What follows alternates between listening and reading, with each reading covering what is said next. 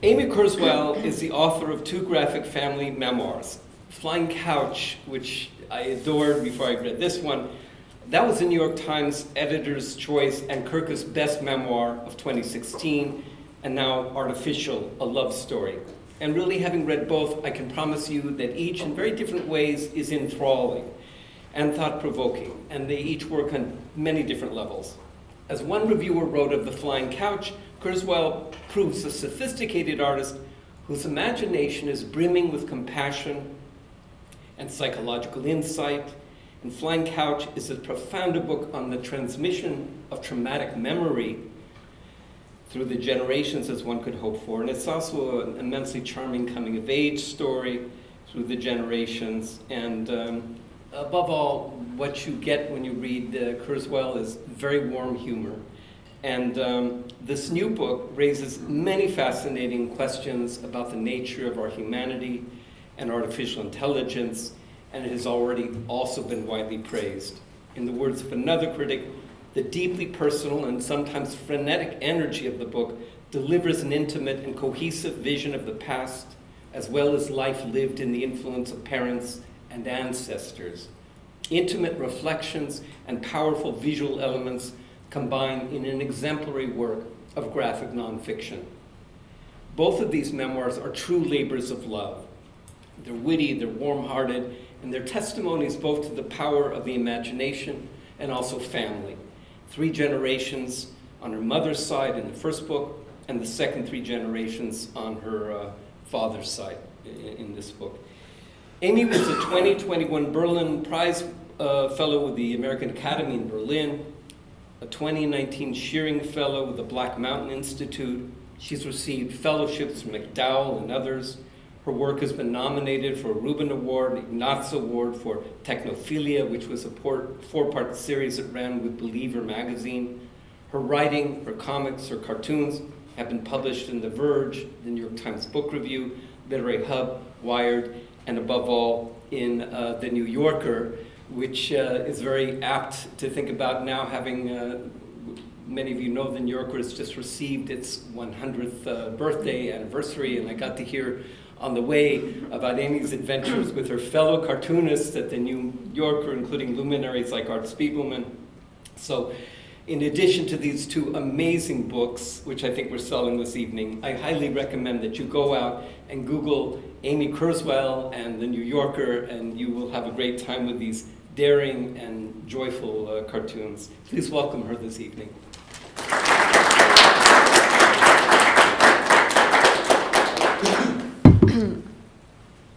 Hi everyone, it's great to be here. Thank you Ronan and Christy and the grad student team that's helped us get our tech ready. Not only am I losing my voice, sorry. Can you all hear me? Is it? Yeah, okay. I'm losing my voice, but our tech is also, yeah. I'll try to talk as loud as possible, but yeah, I am losing my voice a little bit. Our tech is like, per the themes of this evening, human and tech, like we're working together to make it happen, so. So yeah, let me tell you what I'm gonna do. I'm here to talk to you mostly about my book, Artificial, a Love Story, and kind of the big questions and the themes that this book explores. And I'm gonna read a section from the book also. But first I wanna tell you more generally who I am and how I approach my art form. So I'm a cartoonist. And what it means to me to be a cartoonist is I use drawings and sometimes words to tell stories and provoke thought. Cartooning is really the art of juxtaposition. It's the art of putting things next to each other and seeing what happens, seeing what reaction they produce in the viewer. And the reaction might be laughter, but laughter is not required. So I like to warm up by showing my audience some single panel cartoons before I get into my books. And basically, when I show you a cartoon, you can laugh. It's okay. You're welcome to laugh. But you don't have to laugh. You can just nod and be like, ah, yes, very smart, Amy. I get the reference. It's Magritte. Right, you got it. All right. What cartooning allows me to do is collapse time, so I can bring my modern sensibilities to mythological or ancient settings, so I can visit Sisyphus and free him from his existential toil through automated labor. And because I'm interested in technology and its relationship to humanity, my single panel cartoons often feature these anachronistic pairings of technology and something else. So here we have technology and animals. This is Robot Cat Passes Turing Test, which is a cartoon many people do not understand. And I can explain this one during the Q&A if you'd like. But I'll also just say that I do have a robot cat. And it passes the Turing test because it just sits there, and that's kind of what cats do. So. Here's another pairing of children and iPhones. This says, "You be the moral grandstander and I'll be the politically incorrect troll." That's an exorcism of my social media anxiety, which maybe you share. This one says, "Remember humans?" Robots and beard. So I can also exercise my fears about technology in my cartoons. Here's another one. "You don't notify me like you used to." This woman says to her robot boyfriend. So robots in cartoons are visual metaphors, and I like to use this particular visual metaphor to say something broad but concise about our expectations in the domain of technology. But I don't want you to think that I only draw cartoons about robots, so here's one about books for the writers among us. Here we have Meet the Author, 3:10 p.m., tweet negative reviews at the author, 3:25 p.m., meet the author's disappointed parents, 3:30 p.m., meet the author's spouse who has raised the author's children on a single earner's salary. I just have a couple more for you. Here's one about love. "You're telling me I should leave the artist commune that saved me from my stepmother's tyrannical elitism, where I have 7 boyfriends, to become the impotent figurehead of another unjust power structure?" One more about love. "I never knew what love was until you came along and explained it." And then, to close it out in honor of the New Yorker's 100th anniversary, this is the first cartoon I ever sold to the New Yorker. "Self-driving car, self-conscious car, would I look better in red? And self-actualized car, I'm going back to school."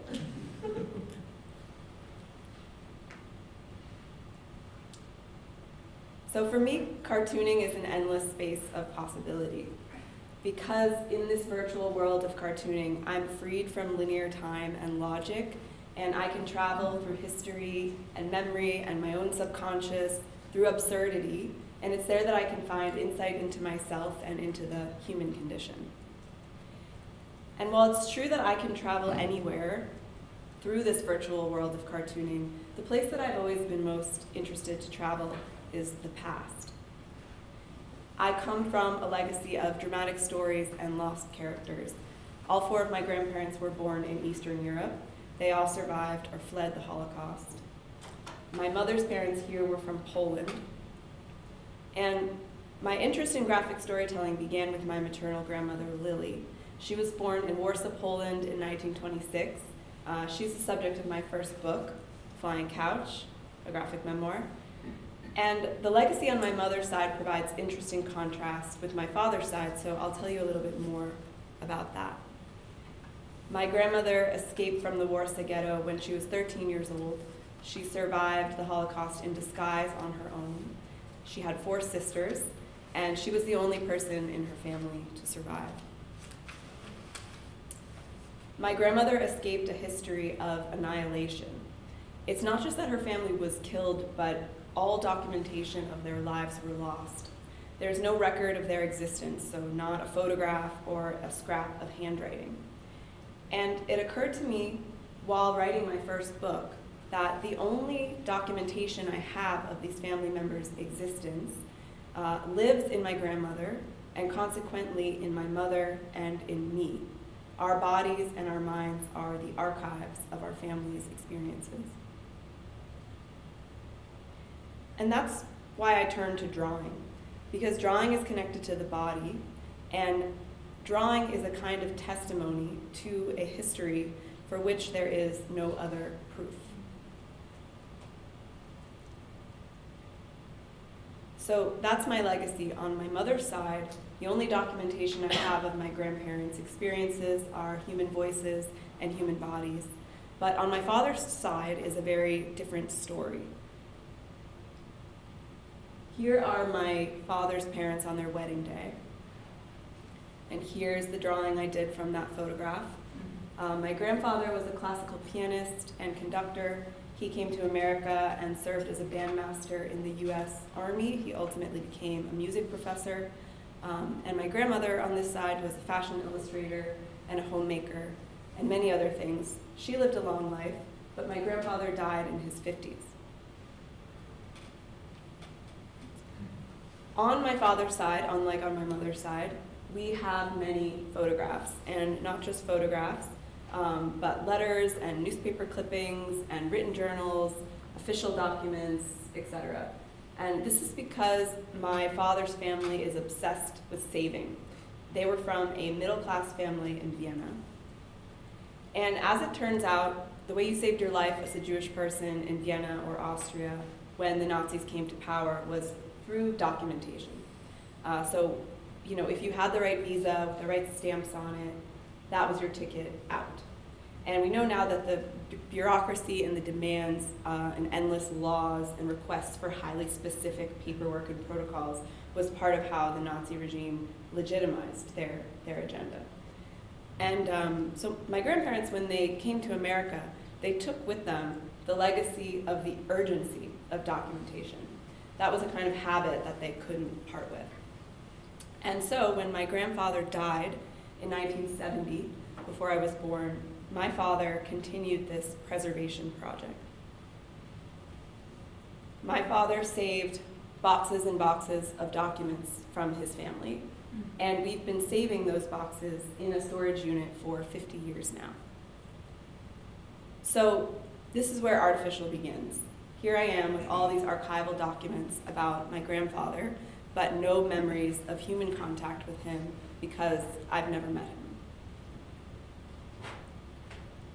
And this absence of the human, plus all the mythical stories I heard about my grandfather, made me especially curious about him. And because I'm also an artist, and he was a great musician, I wanted to know what kind of relationship could I have with this past person across time and space?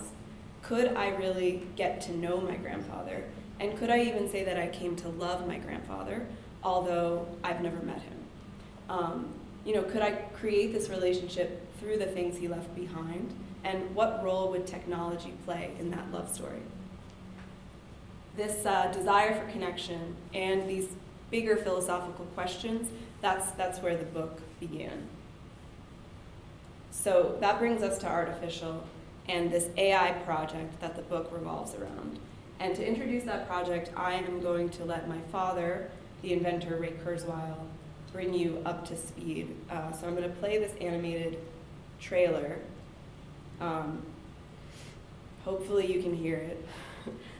If not, I'll kind of summarize it for you. But in this trailer, you're going to hear my father and I talking, and in the background you're going to hear a recording of my grandfather playing Brahms from 1946. And we're talking about his father's history, and my father's desire to reconnect with this person who he feels like he lost too soon. The whole philosophy of life is that information is precious and vital. And well, I am trying to bring my father back using artificial intelligence.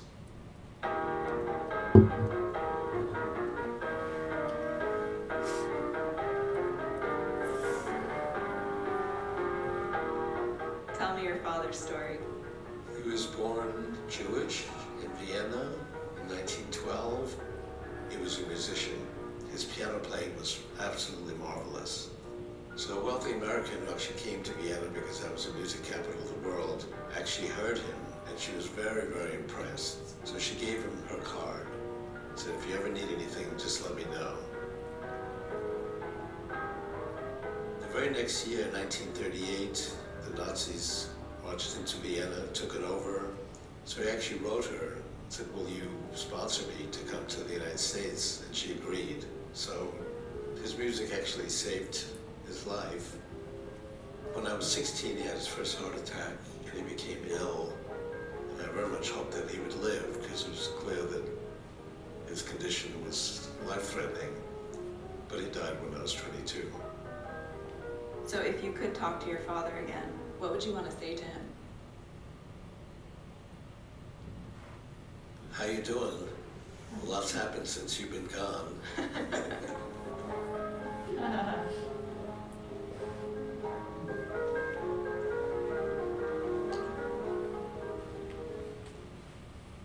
Okay, so you can watch that again on my website if you're good to hear it. So I came to understand the purpose of this archive, this storage unit and all the original writing from my grandfather that it contained was used to build a text-based chatbot that could facilitate a back and forth experience of dialoguing with my grandfather. And I was interested in getting to know my grandfather through this technology and through this project, but I was also interested philosophically in what this technology means about the future of identity.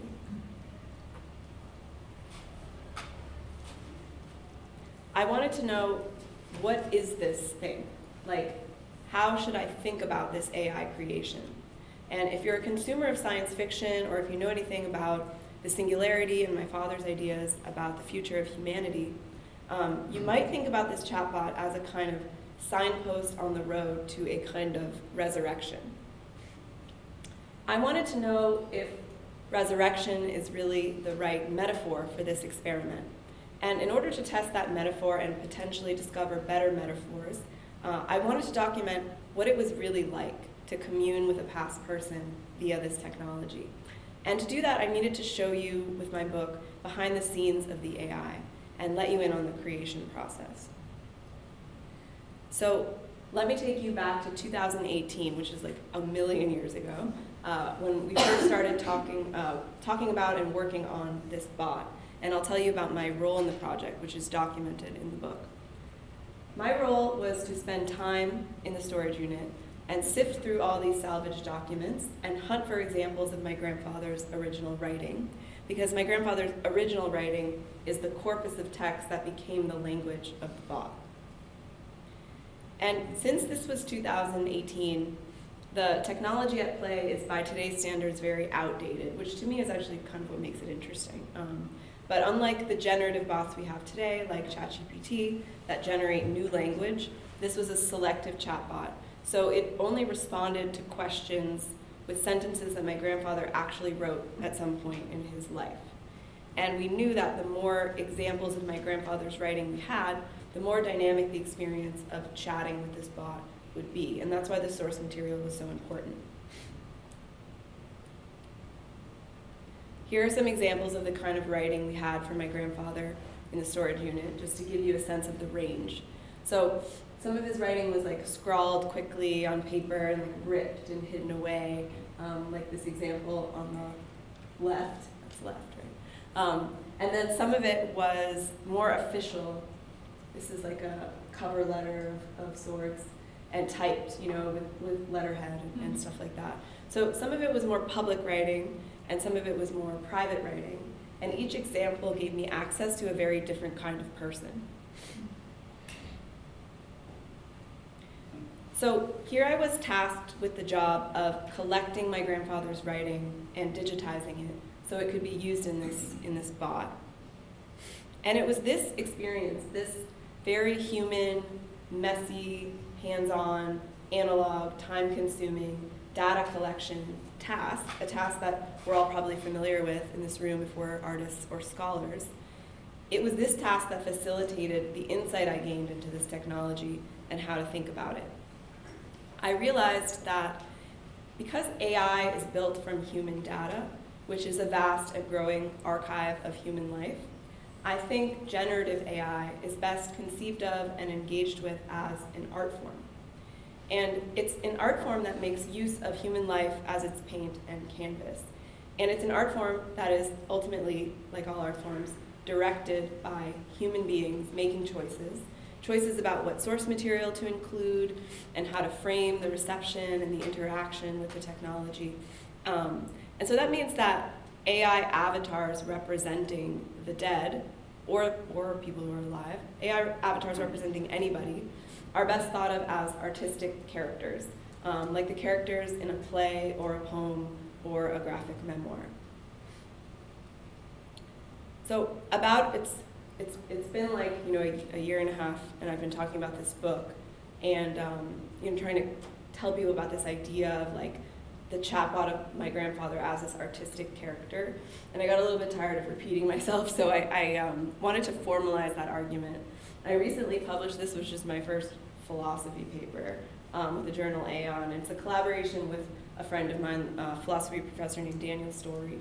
And we make the case that these avatars, so this just came out last week actually, so we make the case that these avatars, chatbots of the dead as they're called, should really be thought of as artistic creations. And specifically we draw on this analogy to participatory theater, which is a theatrical performance that involves improvisational interaction between an actor and an audience. And we posit that these chatbot characters are like actors who've studied a backstory and are performatively presenting that character to an audience. And you might think of like a Civil War reenactor or an Elvis impersonator as everyday examples of participatory theater. And these kinds of staged interactions, they happen for historical or artistic aims. And the interaction with like a participatory theater character might be realistic in a certain sense, or it might be more fantastical, but it can never be anything other than fictional, because the person being represented in the dialogue is not actually the person having the conversation, right? It's a character, it's a fiction. And when I use the word fictional, I don't think it means fake. All the writers in this room probably know that meaningful creative work, whether you call it fiction or creative nonfiction, is often sourced in rigorous research and deep emotional truth if it's going to be as meaningful as possible. So the point of this paper, which you can read if you want to, was one, to encourage people to draw these kinds of artistic frames around their interactions with AI characters. Doing that solves a lot of the problems that people have, that people raise when you think about a chatbot of the dead. Like there's a lot of typical concerns that come up, and I think if you put a frame around the experience as an artistic experience, it solves a lot of those problems. And the second thing it does is it invites people to be more thoughtful and to be more artistic in the way they design and use AI, which is not really happening.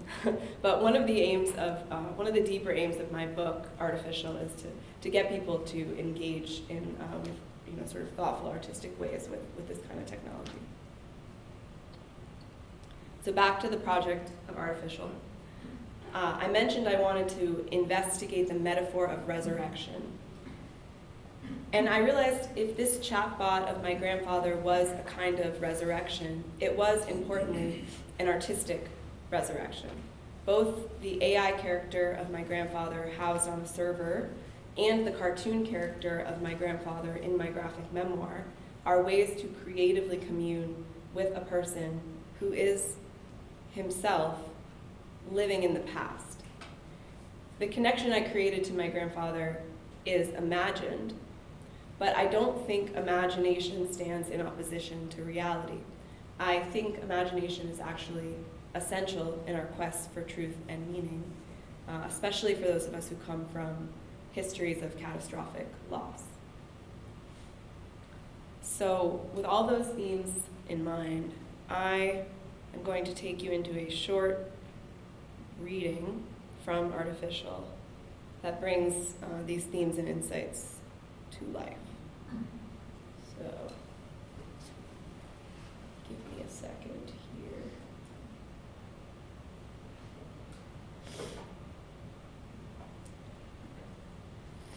Okay.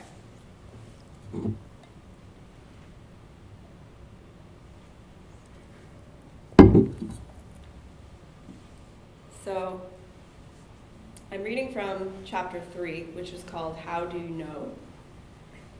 Presenting my work on a screen is always a little bit of a translation project, so it reads a bit differently than how I perform it for you. But this will give you a sense of sort of how the book moves through time and space and ideas. And basically, Artificial's chapters are organized around a conceptual theme. And chapter 3 is the epistemology chapter. And I should mention that one of the characters in the book is my partner Jacob, who's a moral philosopher with an emphasis in moral epistemology. So he's going to make an appearance in this chapter. And while you're listening, if you're looking for a way to connect the disparate places and characters and experiences that come up in the book, ask yourself, how are human characters coming to knowledge? That's epistemology, right? How do you know? How are the human characters coming to knowledge, both about themselves and about each other? And how is knowledge related to love? That's another question for this chapter. You may have noticed the book is called Artificial, a Love Story. So there's some love in this section, and there's also some philosophy. So there's something for everyone. All right. Here we go. Philosopher John Searle once had this thought. Suppose I'm in a room, he said, and someone outside the room writes to me in Chinese. Searle does not speak Chinese, but in this room is a vast library of instructions for responding to every possible combination of Chinese characters with appropriate Chinese characters. To us outside, it appears that the man in the room speaks Chinese. But does he know Chinese? There's no point of translation into the man's native language, no moment of conscious understanding. He's going through a process, phrase by phrase. The thought experiment suggests that machines cannot and will not ever really think. So it's not the man in the Chinese room who knows Chinese, but maybe it's the room itself. Here I am back in the storage unit, and I'm sifting through my grandfather's documents. It's tempting to think of this room as Fred's memory, but our memories are not storage units.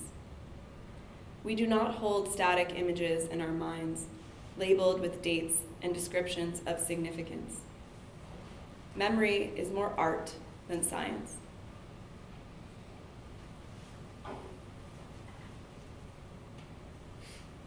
And here I make an important discovery. I find something I've been looking for in my quest through Fred's original writing, which is that I find his personal journals.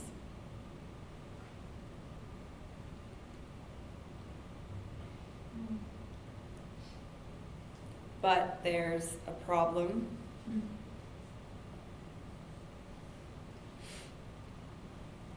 Which is that my grandfather's handwriting is incomprehensible to me. But perhaps someone who knew him can decipher it. I try my aunt. To Enid, hello and a request. Hi Enid, how are you? How's improv class? I'm writing with a request. Enid to me. Yes, of course I can help you. No, it's not too much for me. If anything, I'm the opposite of those people who say they can't deal with certain emotions. Dealing with my father has been the focus of my life for the last 20 years, and my father was the main topic of my poems in the book I self-published. I can send you another copy. Okay, this next part you might find crazy. That's perfectly okay too. It wasn't in my belief system either until I experienced it for myself. But I've been spending the last 2 years talking to my father via a talented medium here in Santa Barbara. What's even more hilarious is that my dad and I are not on speaking terms at the moment. Also, yes, I can read my dad's handwriting. I will transcribe the journals and get them back to you shortly.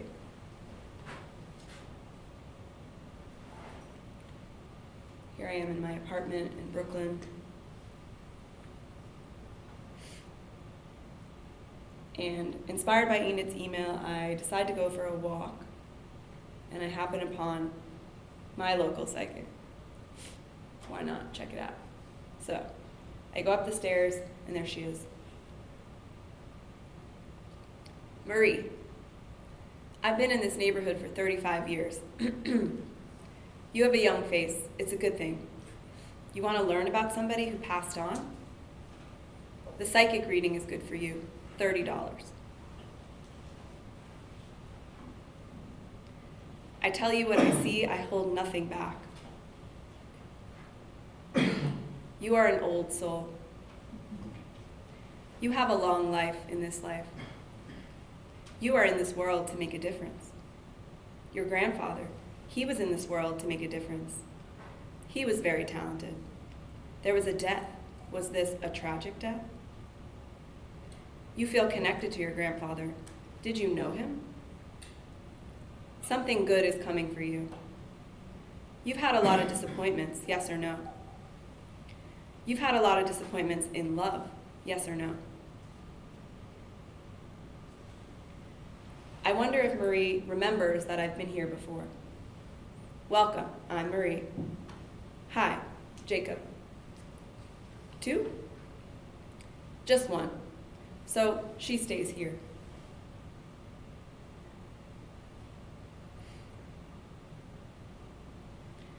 Jacob and I met at Nerd Camp, an intellectual breeding ground my Viennese ancestors would have found highly favorable in theory. So now you get the meet cute between Jacob and I. We are on elevator duty helping kids move into the dorms at Johns Hopkins Center for Talented Youth, where we're both working as teachers one summer. I think there's a C2I person in the audience. So, hey, how's it going? All right, so the elevator is very old, and we're helping kids move in. There it is. What would we do if some poor kid got stuck in here? It's a point of personal pride that at any given moment I have an emergency plan of escape. What are you here for? Logic. So I can trust your escape plan. You? Teaching assistant for utopias and dystopias. You're a writer? Yeah. So your elevator escape plan will lead us to drama and misery, most likely. But then just when things are doom and gloom, one of us will happen upon a lucky stroke of insight and save the day. Classic Christian arc. So, which way are we headed, utopia or dystopia?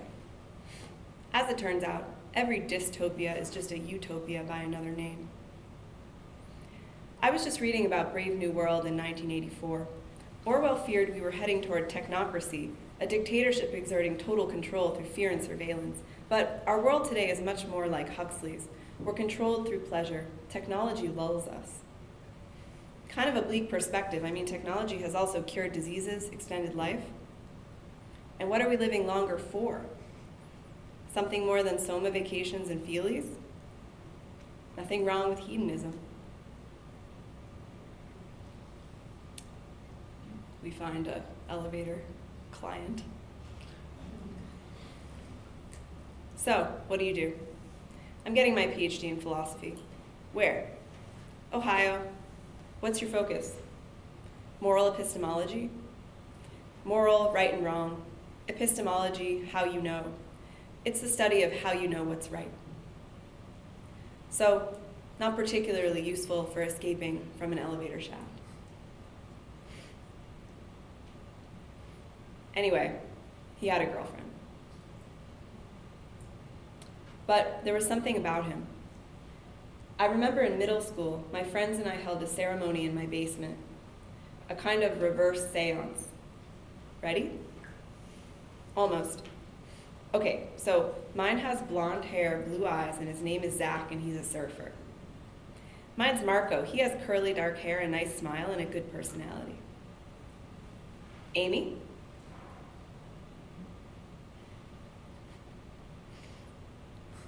This is definitely the most embarrassing part of the book. Okay.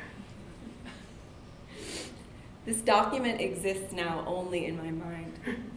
I don't remember what we did with it, but I do remember thinking that my pencil dream might come true. That this boy could pop into existence and be mine. My first boyfriend did look a lot like that drawing. I was so embarrassed by my desires that I could hardly enjoy them. But online lived this pure thing. The idea of somebody, a person who likes you back.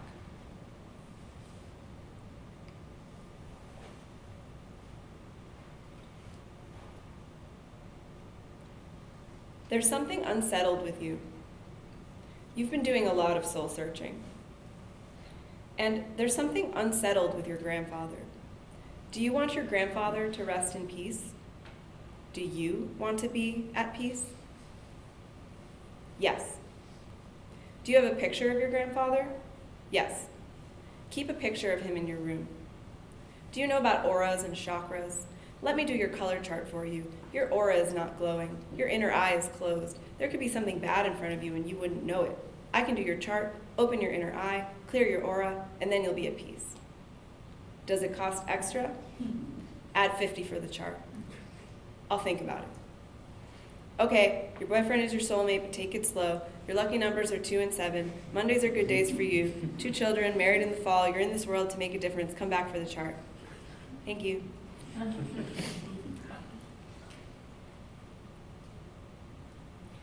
Can we know the future? Is it like knowing the past? Is it all just pattern recognition? Finally saw that psychic. What did she say?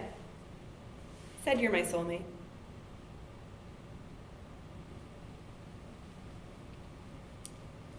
I used to think that I would recognize my grandfather in his artifacts, as if he were a room I once lived in, or a part of myself. But I never knew Fred, so the words of his life are a foreign language to me. Until, eventually, they aren't. And here, after some time studying these documents, something magical and unexplained happened, which really happened in real life, which is suddenly Fred's handwriting became legible to me. I text Jacob, amazing development. Suddenly I can read Fred's handwriting perfectly.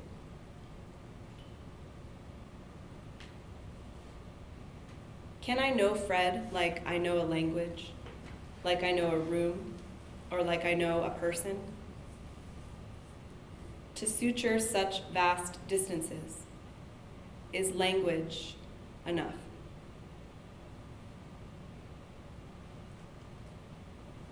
That's where I'm going to stop and open it to your questions and anything you want to talk about.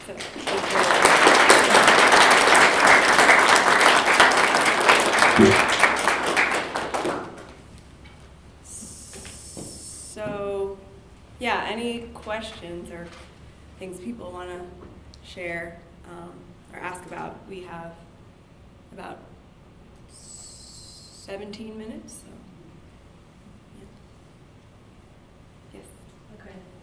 My first question is kind of stupid, but since you said you like robots and like cartoons, do you like Bender from Technofeelia? Should I? I feel like you would like Okay, it. I'm gonna check it out. Thank you. I just thought about that, but Bender from Futurama, yeah. yeah. I mean, I will say that The Simpsons, Matt Groening, who's the creator of The Simpsons, is has a lot to do with my love of comics, because I grew up reading a comic strip called Life in Hell. Anyone? Yes.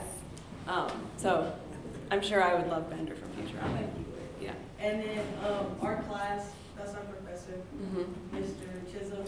We're in school to be English teachers, and right now I'm about to do my research license, and I want to do research on why graphic novels are turned away when it comes to teaching literacy in a classroom. So for someone who wants to be an English teacher, what do you think I would be able to get the most out of using your book to teach? From my book specifically? Yeah. Yeah. Because like just from you reading that, I really, really like it. Like I would take the time to read it. Yeah. But like, do you see it being used in like a classroom? Like, Yes. where else do you see Yeah. it being used other than personal? Yeah, thank you for that question. I feel like comics have so much to offer a classroom, but I guess I'll speak specifically about what I want my books to do for people. I feel like, well, there's two things. One has to do with the way comics can tap into emotion. I mean, I mentioned that part of the reason I started drawing is because I was trying to tell my grandmother's story. So, I mean, I should mention that I'm not trained as an artist. I was trained as a writer. I always wanted to be a writer. And then I wanted to write about my grandmother. She was such an important part of my life and such a big influence on me. I felt like her Holocaust story was, you know, really important, but also really unique, and I just wanted to tell that story. And when I tried to write about it, just felt like the emotion, it was just really hard for me to get at the sort of visceral emotion, which is not to say that isn't possible, but for me and my sensibilities, I also grew up as a dancer. And so I think there's something about the kinesthetic experience of moving your arm.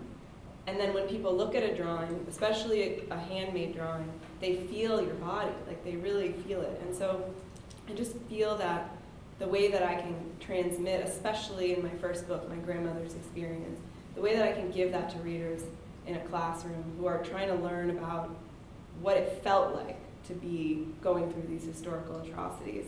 I feel like there's just so much density of emotion in the hand-drawn line. So that's one thing. And then the other thing that I think reading comics can do, and especially my book and especially my second book, is give people this experience of heightened attention. You'll notice if you look through Artificial that it's extremely dense. And some pages are very dense. Sometimes I give you like a breather with like a full page image that just immerses you in it. But of course, a full page image, like you could also look at forever. And so I think there's something about comics that really slows people down and gets them to attend to details and realize that they're rewarded for doing that they're rewarded for slowing down their attention. And nobody else is rewarding you for that today. But I really do feel like comic books, and especially like the sort of tradition that I'm in as a cartoonist, which is a very small tradition. There's like 5 people in my tradition of this like really slow, dense kind of comics. I shouldn't say there's only 5 people. There's only 5 people that are like household names. There's a lot of people doing it who you haven't heard of, but there's like this kind of density, this slowness, and it empowers readers to really find their own way through a story and to like notice something that somebody else didn't notice. And then it's a communal experience in a classroom because you can share, like, oh, did you see the title of the book in the corner? And other people are like, oh, I didn't know that. There's just this like community that you can create around a comic book that I think exists in all media, but there's something special about the way it exists in comics. Yeah, so I hope you use my book in your classroom. I'll come visit. Yeah, we can. I have a question for you. Yeah. So you portray family members, some of which you never knew, some which you know and interact with a lot, and they're in your life. And there's Jacob, of course. So famously in Art Spiegelman's Mouse, there's serious points of contention between Vladek and his son as Art is composing this memoir. You know, and Art reveals that. Mm-hmm.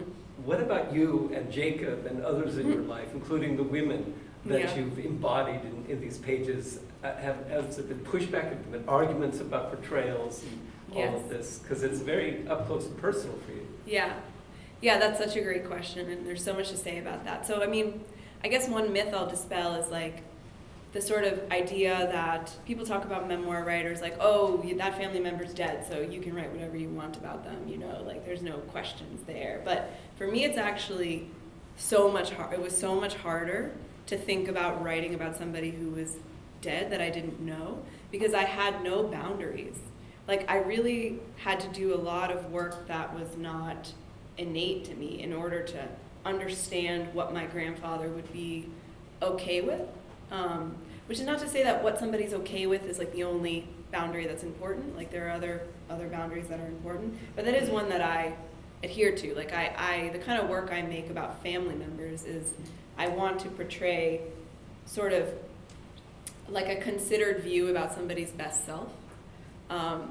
And so with my grandfather, it was really difficult because I didn't have any framework for understanding what he would want, and I didn't know him that well. And that's like the whole thing in the book. With the family members that I do know, I feel like it speaks to my approach to creation, which is that there's a kind of collaborative element. And I also try to be really clear about what's coming from my own perspective, because I think one of the things I believe most about human identity is that there's no authority to somebody's identity, which is why the idea of like a chatbot that is the authoritative chatbot of somebody living on is a nonsense idea, because it's a perspective on a person.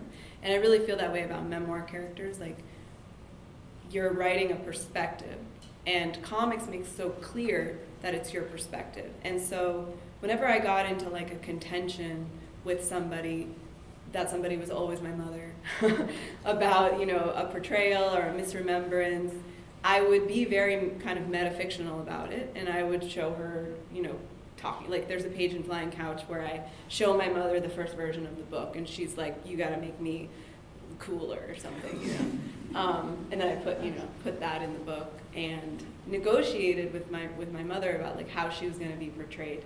And then after the book came out, I invited my mother to like add her own perspective to the archive of history. So she actually ended up like doing some events with me. She wrote something on her own about her experiences she probably wouldn't have written otherwise. So I really do feel like I've negotiated that any conflicts that arise there by pointing to my own perspective, and then also kind of encouraging people to, you know, share their own vision of themselves with the world if that's something they want to do. My father is already a public figure and has written so much so prolifically, and I think is oriented to be very generous because of that condition. Like, this is not the only book in the world about Ray Kurzweil. There's like a lot of writing about my father, and he's written a lot himself, and so I think he's just like, was oriented to be very generous. There were a few things he was like, "Don't write about this," and if I told you what they were, you'd laugh. Like, it's silly things. So yeah, I don't know if that answers your question, but it's like, it's a constant negotiation, and I think that's meaningful. I don't see that as a hindrance. I see that as a part of my process. Jacob seems very mellow in Jacob's these very pages. mellow. He didn't push back against anything. He didn't really. He maybe because his self-image is already so secure, he felt like he saw himself as a real mensch in the book, which is not what everybody sees. And so there is also something about comics where it's a kind of mirror. And we'll talk more about that tomorrow if you come to my class. But there's a lot of opportunities for people to really project themselves into the characters that you put into a comic. And there's a lot of reasons why that happens, but yeah, the like number of things I've heard, you know, people who read, especially my first book, and are like, "Oh, your mother is like this." And I'm like, I think that's your mother. Yeah. I know you mentioned that you liked looking at comics. What are your favorite comics and why? Yeah. Yeah, well, I mentioned Life in Hell. That's a great one about disgruntled bunnies trying to make it in the world. Life in Hell also features a lot of like the angst of being an artist or a writer, and I like that. So I grew up reading that, and I grew up reading Calvin and Hobbes. Big fan of Calvin and Hobbes. And then the first books that really got me excited about graphic memoir were the kind of the classics. It's like the gateway. Graphic memoirs, Mouse, of course, Art Spiegelman, and Persepolis, Marjane Satrapi, about life growing up in the revolution in Iran and escaping. And then Fun Home by Alison Bechdel, which is a memoir about the artist's relationship to her father and his death and her sexual identity and his sexual identity. I think Alison Bechdel is my favorite cartoonist because of the way that she uses like the literary world and literary references, and she just puts so much in her books, and there's this way that her narrative voice is doing something completely different than what her images are doing, and I really feel like that's kind of the secret to great comics, is like give people completely different experiences in these two voices. I mentioned that cartooning is like the art of juxtaposition, and it really is just putting things next to each other, words and images, and then kind of like seeing the contrast that arises. And Alison Bechdel does that so well because her images are very cartoonish and playful and funny in a kind of deadpan way. And then her narrative is so sophisticated and making all these references. And you really just get a sense of like a full person in all their dynamic existence from her work. So, yeah. When you start out, do you start out with a storyline or an idea of flow of where you're going, or do you just let it unfold? Yes. And do you do words first, or is it Yeah. pictures first, or? Yeah, the question is about process and how I go about making work. So I start with writing because I was trained as a writer and I just think in words and it's faster for me. So I start out writing and I do a lot of free writing, and maybe I'll write something that's an essay, or I'll start to write a script. Eventually, I start to see how it would work as a comic in my mind, and I write a script. But then the part of the process that I feel like is really comics is when I translate whatever I've written into a sketch draft. And I always work on graph paper because that kind of helps me see the architecture of the page. And that is such an exciting process because I have a map. It's like I know where I'm going because I've written out the story, but I'm like finding how to really turn it into a comic. And so much changes about the story I'm telling, about the way I get to the conclusion, you know, about the sort of way it feels. Like there's just I cut so much, you know, it's like a really natural editor. And that's like when I feel like I'm really writing comics. And I try to get that sketch draft of like a whole book before I do the very, very laborious craft project of turning those sketches into an inked book, which takes a really long time, but is a totally different kind of labor than writing. It's more like, it's more like knitting or something. Yeah. And tomorrow I can talk in the class, if you want to come, I can talk more about my craft process. As you learn to understand your work project's memory, did the research become more sentimental to you, or did it become more valuable in your the work process? Yeah. Did the experience of like reading my grandfather's handwriting make the whole research project more valuable? Is that the word you wanted to use? Yeah, that's a great question. I really do feel, I think what I was trying to get at in that chapter is that there is something about the direct experience of being able to know what he was saying, but also see it in his own hand. There's something like so direct about that I'm really glad I had. And, you know, the suggestion is that the chatbot in and of itself obscures that experience. You know, so if I'm only chatting with this bot of my grandfather and I never get to see the source material and I never get to read his handwriting and really like feel the loops of the L's and stuff like that, I'm missing something important. And that was sort of my insight, which is not to say that the chatbot isn't useful or interesting, but for me it was useful and interesting because I played a role in building it. And I think that spending time with the handwriting was so important to me. And then also there was like this magical element that somebody can explain it to me how that happened, but I don't understand how that happened. I just suddenly, it's like I just learned a new language, you know? I guess that's how children learn languages. They just like suddenly can speak a language, but it kind of felt like that. Like I just spent enough time staring, and then I made myself able to decipher something that was previously indecipherable to me. I feel like that's an experience of magic. So I'm really glad I had that experience. Yes. I think you're up. Oh, sorry, I thought so the question I wanted to ask, because I'm kind of in the same point too, where like I want to know more about my grandfather, because like when he passed away, I was in middle school, and he had like a huge effect on my dad. Like after he passed away, my dad kind of like changed, and I don't think like my dad notices that like I noticed he changed, but like there's something different. Like different about him. And like my grandparents, my whole family, they always talk about him like he was like so funny, like they used to say like crazy stuff, like he used to hypnotize people, like he was weird.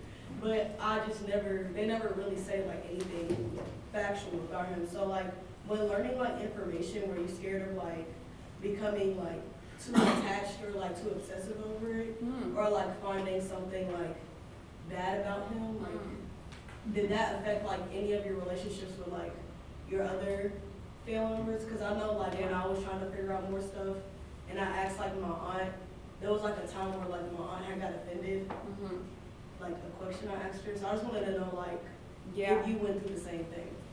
Yes, definitely.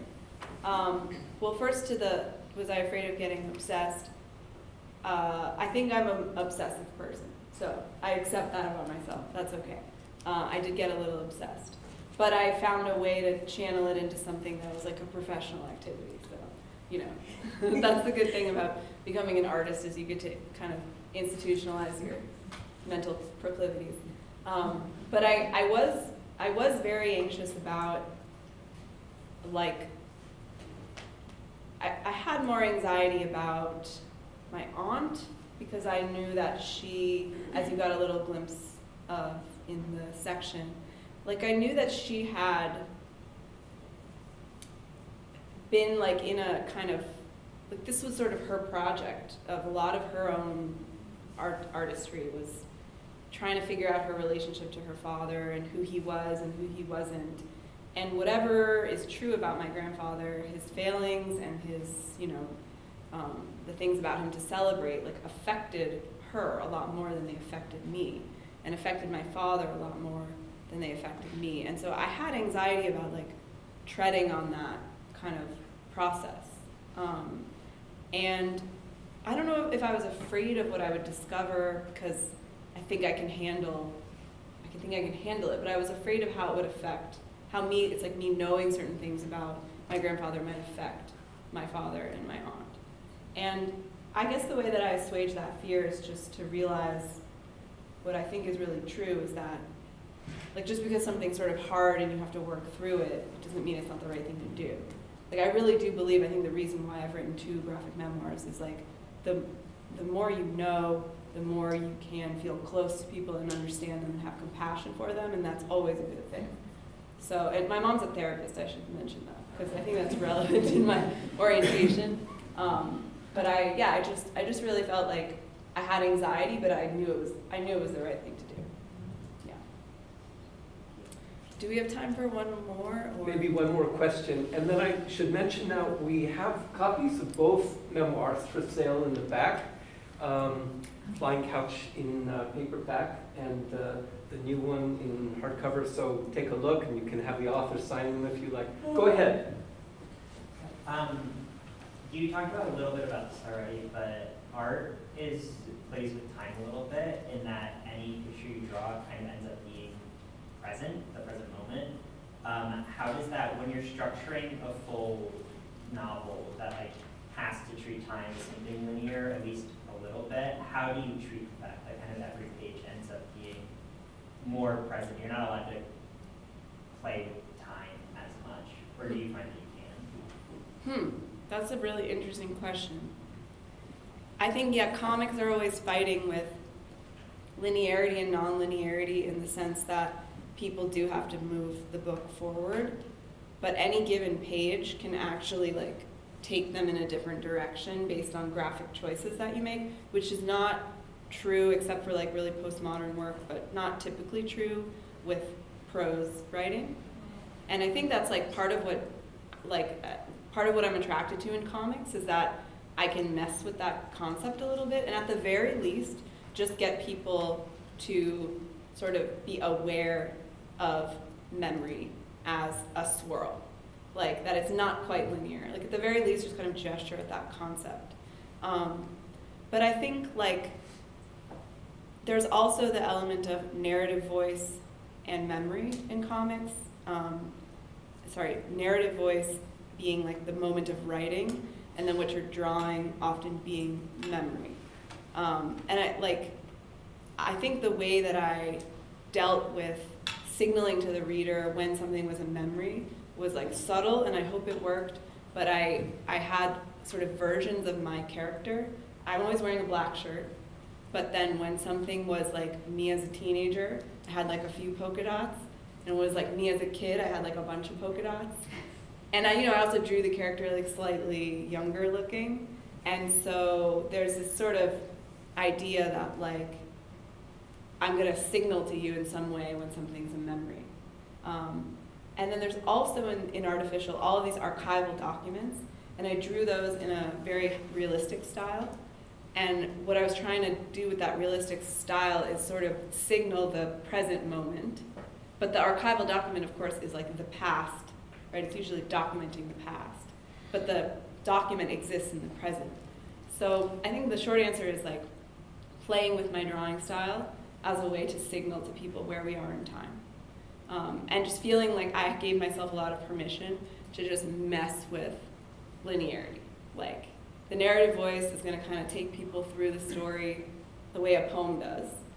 And everything else is like a free-for-all with time and space. And, people might get confused about where we are in time, but I think those are not unproductive confusions, because time is sort of something I'm trying to say something about. There is like a fun passage in the book about a philosopher's take on time in one of the last chapters. So if you read the book, maybe you'll enjoy that conversation. Thank you so much. Thank you.